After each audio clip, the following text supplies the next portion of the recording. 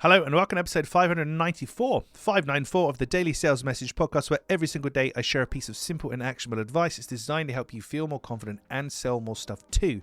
Now, in today's episode, we're talking about a fancy word or an unusual word that means a very simple thing, and the word is syntax. Syntax, just the ordering of events. If we say one thing before the other, it can have a different meaning.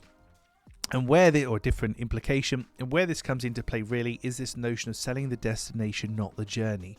So talking about what your buyer wants first, not last. That's changing the syntax.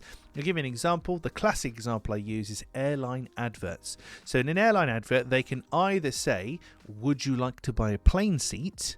Or they can say, would you like to go on holiday? Would you like to visit Rome, for example? Two different questions, but same result really, because you're going to have to buy a plane ticket. But by changing the syntax, the ordering, and talking about Rome first of all, or the holiday, to get you thinking and feeling about the thing you actually want, then they can back that up with, oh great, you need to buy a plane seat, here we go, rather than would you like to buy a plane seat, great, where do you want to go?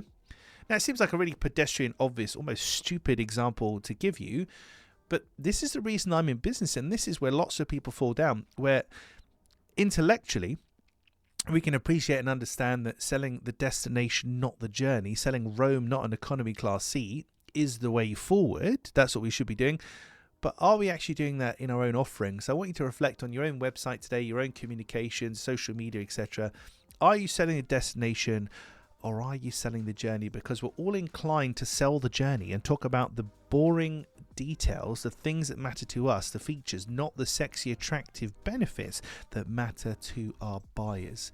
So just run a sense check on that, and remember syntax, the ordering of events, changing the syntax, talking about the most important thing to your buyer first in every conversation that you have.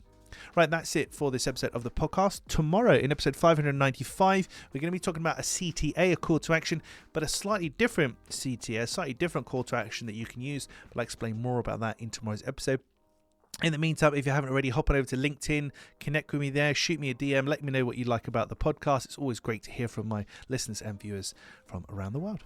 Thank you for listening or watching all the way to the end. I'll catch you tomorrow for another exciting edition of the Daily Sales Message.